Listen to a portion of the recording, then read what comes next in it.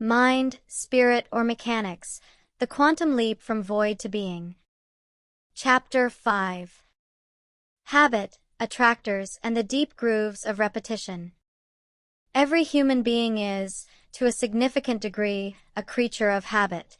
The routines that shape daily life, how we wake, eat, move, respond to stress, relate to others, and think about ourselves, are not chosen fresh each morning. They are deeply ingrained patterns carved into the brain through years of repetition. These patterns unfold automatically in response to familiar cues, with little conscious effort. They are not just behaviors, they are neural, structural, and electromagnetic patterns. They are attractor states in the brain's dynamical landscape, basins toward which the system is pulled by the weight of its own history. Understanding habit in this way explains why change is difficult, why transformation often requires a crisis or threshold moment, and why ancient contemplative traditions insist on sustained, disciplined practice as the path to real change. The neuroscience of habit is centered on the basal ganglia, a set of deep brain structures, the caudate, putamen, globus pallidus, and substantia nigra, that help select, initiate, and execute motor programs. These structures form loops with the cerebral cortex, corticostriatal thalamic cortical loops, that process information from different cortical regions and return it through the thalamus. These loops are organized by function. Motor loops handle movement, cognitive loops handle planning and executive control, and limbic loops handle emotion and motivation. What makes these loops central to habit is a specific form of synaptic plasticity driven by dopamine. When an action unexpectedly produces reward, pleasure, relief, satisfaction, dopamine neurons in the ventral tegmental area and substantia nigra fire a burst of activity. This burst travels to the striatum and triggers molecular changes that strengthen the synaptic connections linking the context, encoded in cortex, to the action, encoded in striatum. This is reinforcement learning. Connections that lead to reward are strengthened, those that lead to punishment are weakened.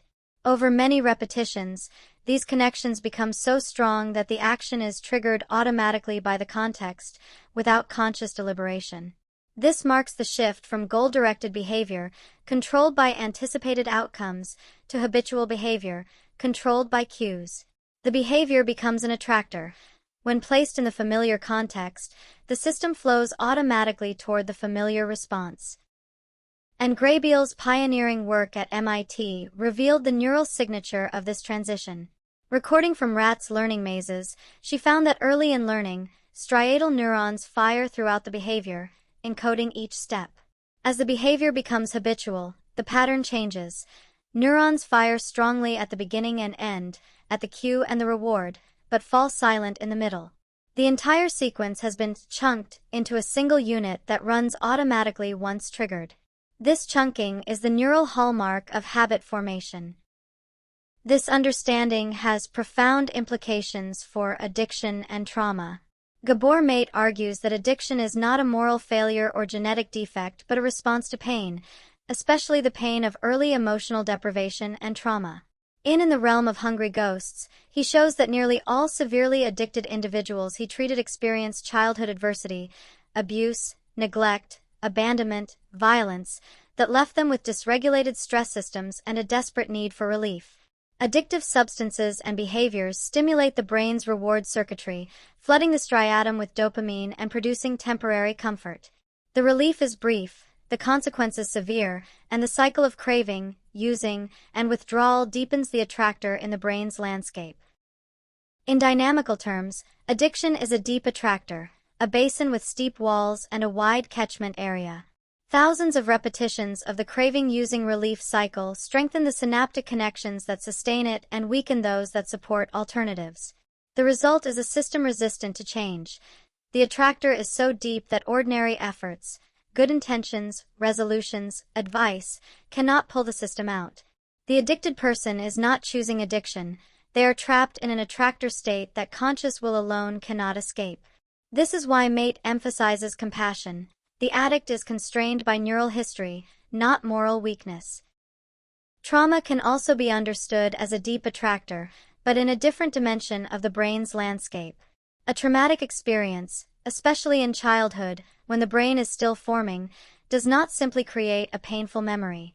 It reshapes the stress response system, altering the hypothalamic pituitary adrenal axis, increasing amygdala sensitivity, reducing prefrontal regulatory capacity, and rewiring the default mode network in ways that change the person's basic sense of self and world.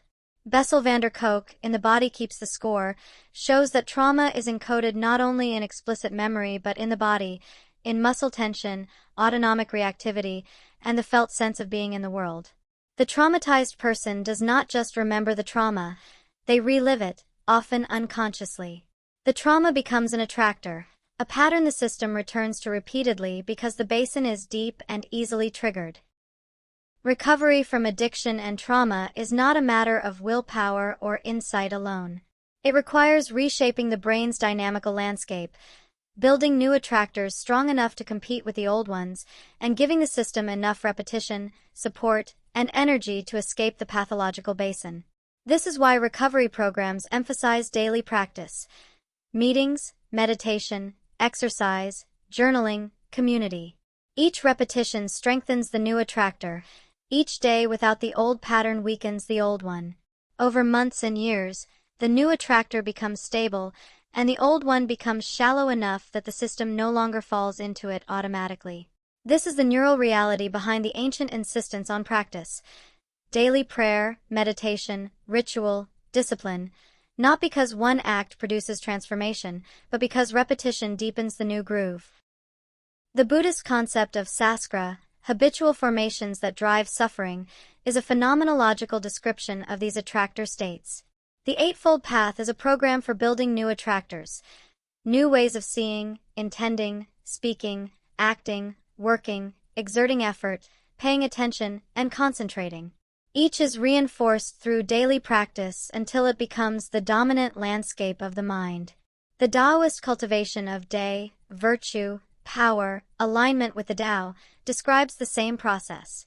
The Stoic training of prohairesis, the disciplined faculty of choice, strengthens the prefrontal networks that override habitual responses and redirect the system toward new attractors. Across traditions, the diagnosis is the same.